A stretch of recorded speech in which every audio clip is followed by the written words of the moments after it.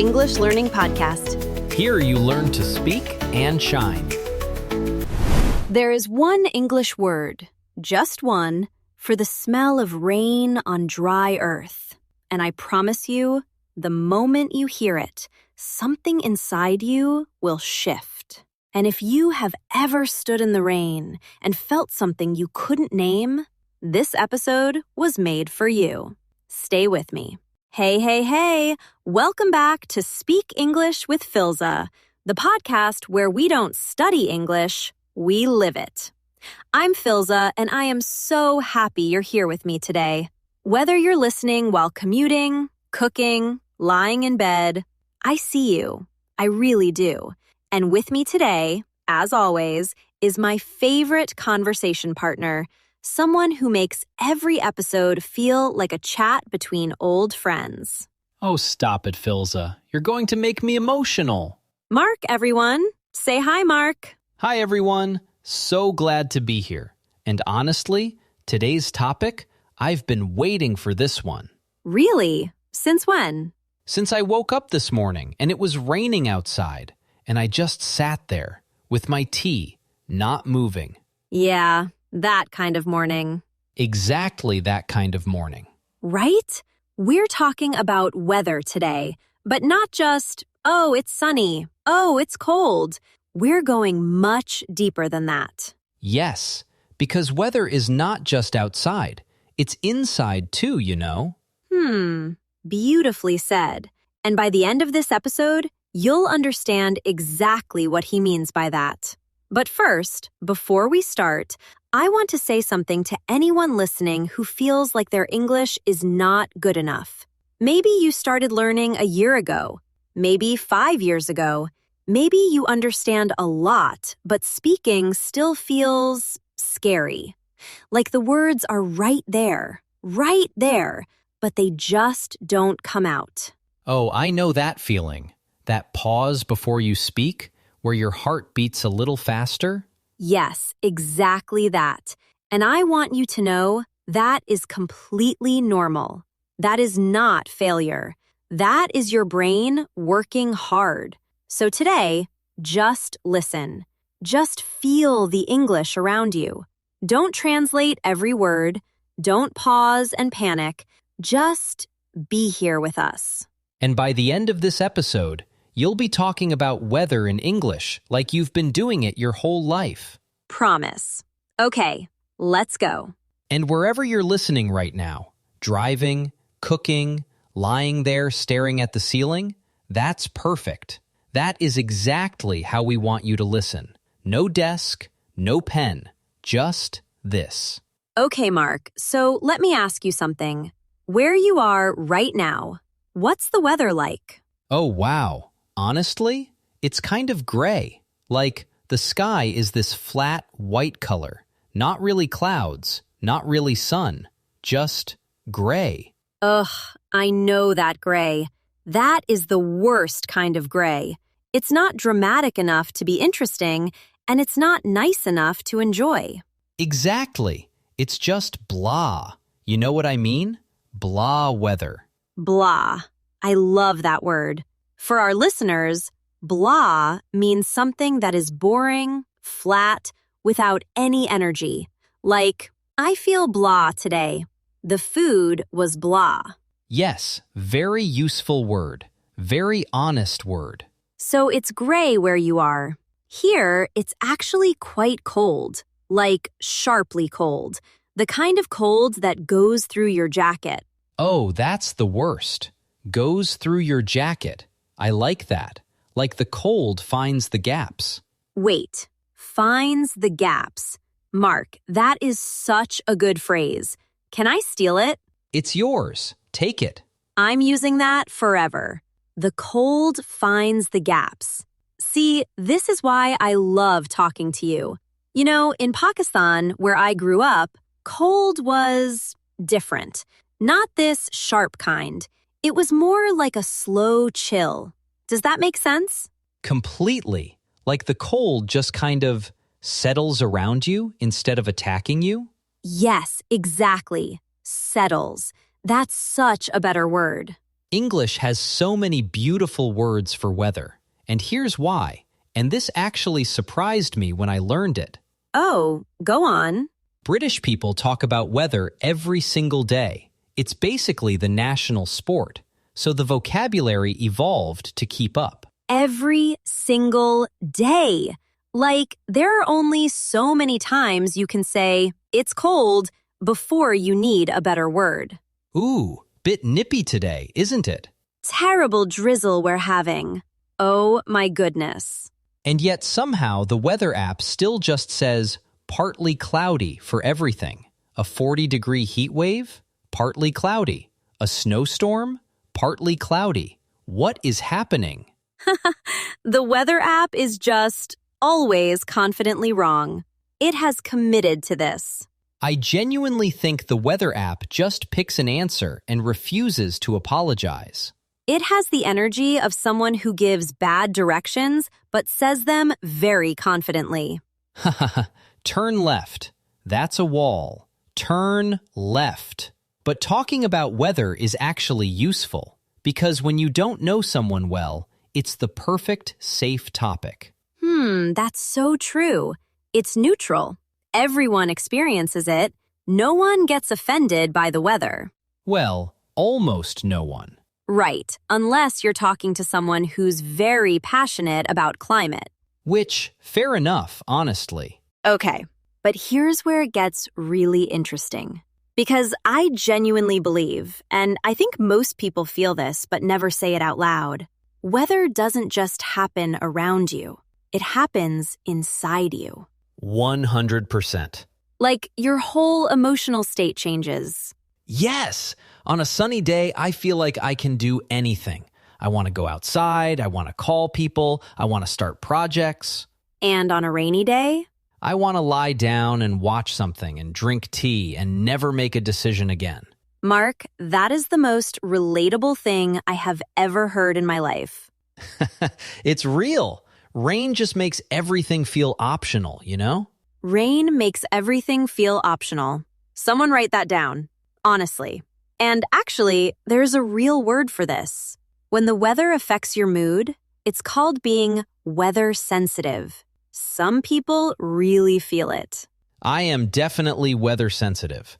I didn't even know that was a thing until recently. You know what's interesting about that? Most people know they feel different on rainy days, but they never connect the two. They just think, I'm tired today, or I'm sad today. And the sky is right there, telling them exactly why. Okay, that just changed how I think about Mondays. Right? It's not Monday, it's just gray outside. We spend so much time asking, why do I feel this way today? And sometimes the answer is just, look out the window. That's actually, yeah, that's kind of freeing, isn't it? Like, it's not always you. Sometimes it's just the sky. Okay, and now this is important. I want our listeners to really hear the next part, because a lot of people feel this and they think something is wrong with them. Exactly. There's also something called seasonal affective disorder, or SAD, which, yes, the abbreviation is literally SAD, and it's when the change in seasons, usually less sunlight, affects your mental health. It's very real. Oh, wow. I didn't know it had a name. That makes it feel more understood somehow? Naming something helps. It says, you're not imagining this. This is real. That's quite comforting. For our listeners, too, if you feel low during winter, during cloudy days, you're not alone. So many people feel this. And talking about it in English, that's powerful. Can I ask you something, Filza? Always. What is your favorite kind of weather? Like, if you could choose. Oh, okay. Don't laugh. I love that in-between weather. Not hot, not cold, where you can wear a light jacket, the sky is a bit cloudy but with gaps of sun, and there's a tiny bit of wind, like just enough wind to move your hair. That is very specific. No, I have thought about this. I'm going to be honest, Filza. That sounds exactly like the opening scene of a BBC period drama. It is the opening scene of a BBC period drama. The heroine is standing on a hill. light jacket, cloudy sky, hair moving gently in the wind. I will never apologize for this. She's gazing into the distance. Something is about to happen. Something is always about to happen in that weather. It's the perfect weather. I know, but don't you have a specific one? Honestly, I love the air just after it rains. When the ground is wet, everything smells clean and earthy. Oh, okay, wait. There is actually a word for that smell. And this is the word I mentioned at the very beginning of this episode. Do you know it? I feel like I should know this. It's petrichor. Petrichor. Petrichor. It's the smell of earth after rain. Isn't that beautiful? That is one of the most beautiful words I've ever heard. Why did no one teach me this? Because English classes teach you it is raining instead of petrichor, which is honestly a tragedy. My whole school career, and not one teacher said petrichor. We spent 3 weeks on The Cat Sat on the Mat, but no petrichor. The cat sat on the mat. Iconic, but useless. You cannot use that sentence in real life unless you are describing a very specific situation involving a cat. A very specific cat. Okay. But here's something interesting. I think the weather you love says something about your personality. Wait, really? Tell me your theory. Go. Okay, so people who love storms, dramatic, passionate, feel things deeply. Oh, interesting.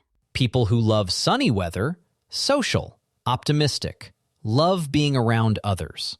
And people like me who love in-between weather? Thoughtful, creative. They need balance in everything. Okay. I didn't expect to feel so seen right now. And people who love fog? Mysterious, artistic, probably drink their tea black. That is so specific. I stand by it. I'm basically a weather psychologist at this point. Certified. I'll make you a certificate. Okay, this next part, I love this.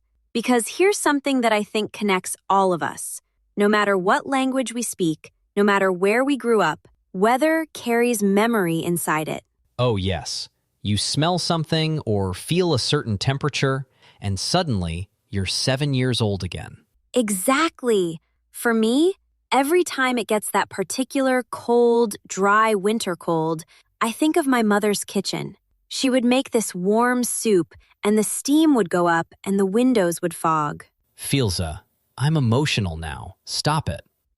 Sorry, but it's true. Weather and memory are so deeply connected. You know what's strange?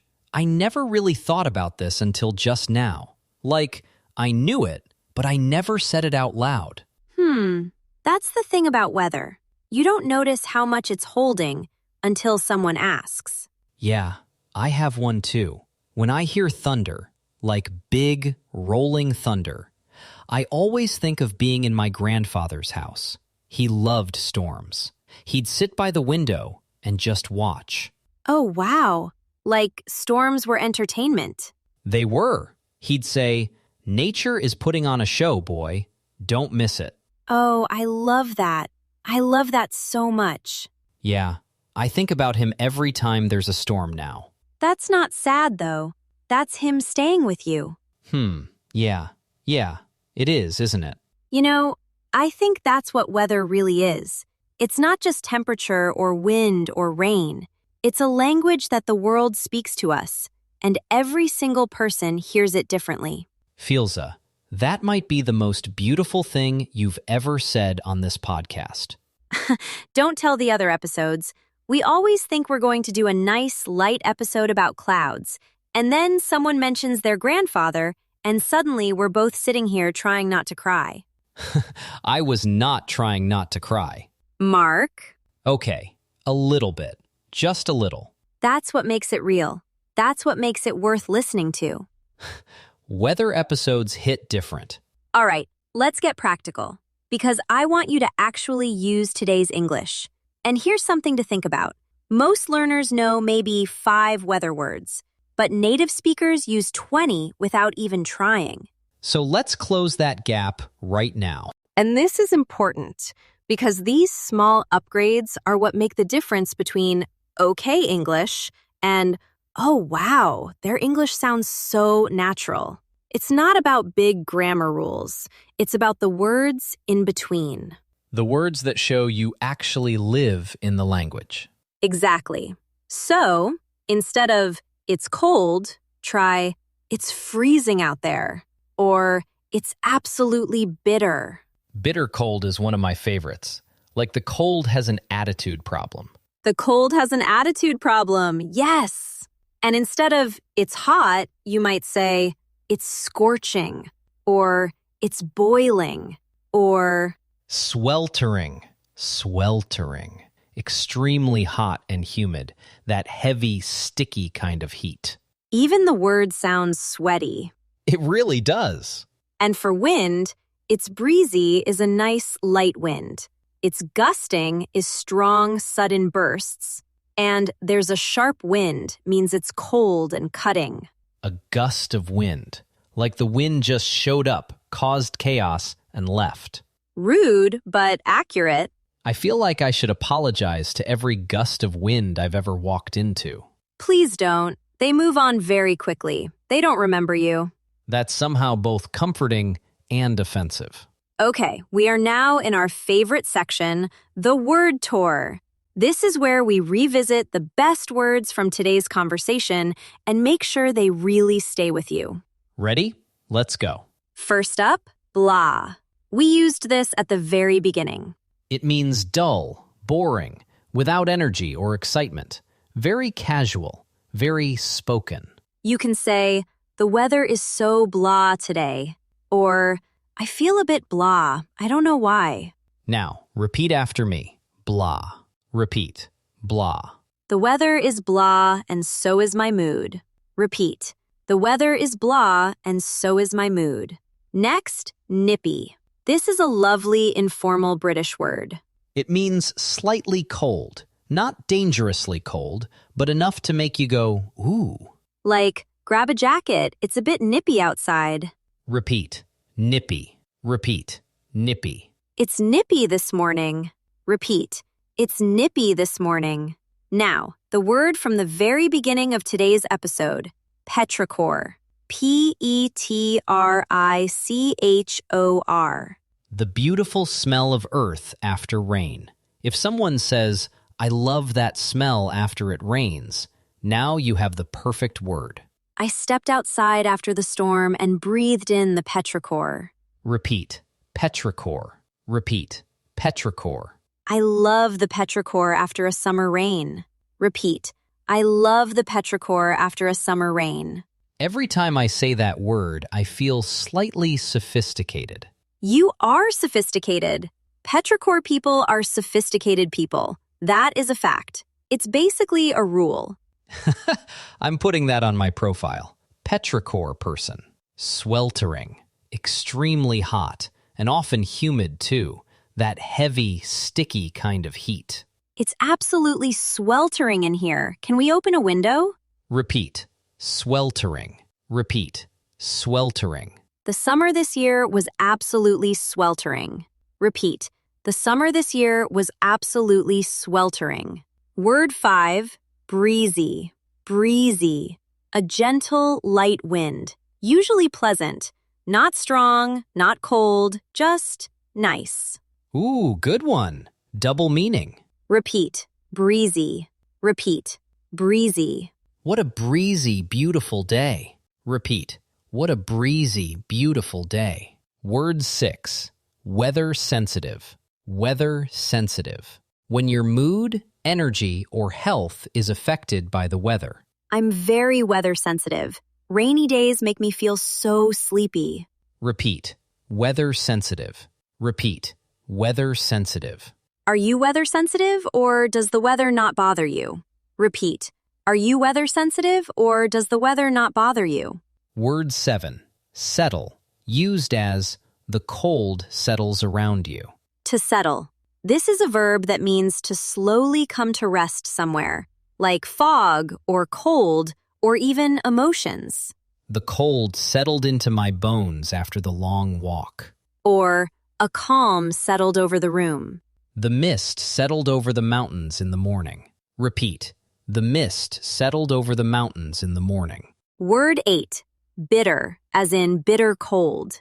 And finally, bitter. We use this for extreme, sharp cold that almost feels mean. Don't go out, it's bitter out there today. Bitter cold, biting cold. These both mean the same thing. A cold that feels like it's hurting you a little. Repeat, bitter. Repeat, bitter. It's a bitter winter morning. Repeat. It's a bitter winter morning. Okay, beautiful people, now it is your turn. And I have a question for you that I genuinely want you to answer in the comments. This is a good one. Tell us, what's your favorite kind of weather? And is there a specific memory, a place, or a person that comes to mind when you feel it? It could be rain on a tin roof. It could be the first cold morning of autumn. It could be a summer afternoon so hot, everything feels slow. Whatever it is, write it in English, even one sentence, even 3 words, because that is you practicing. That is you using this language, and that matters. And I want you to know I read every single comment, every one. So when you write yours, I will see it. You're not writing into the void. You're writing to me. And I genuinely want to know your weather. I want to know your story. That's actually really beautiful. I mean it. And if this episode helped you, even just a little, please give it a like. It honestly means the world to us. And if you're new here, subscribe. Come join this little community. We show up every week just like this. Real conversations, real English, real feelings. No textbooks, no pressure. Just us and the language and you. This was such a good one, Filza. It was, wasn't it? I think I love weather episodes because weather is something we all share, no matter where you're from, no matter what language you speak at home. We all look up at the same sky. That's lovely. And when you learn to talk about what you see up there, in English, that sky becomes a little bigger, a little more yours. I like that. The sky becomes yours. So, to whoever is listening right now, on a gray day, or a bright one, or a cold, bitter morning, you are doing something brave. You are learning. You are growing. And I am so, so proud of you. Keep going, even on the blah days, especially on the blah days. See you next time, everyone. See you next time. Take care of yourselves.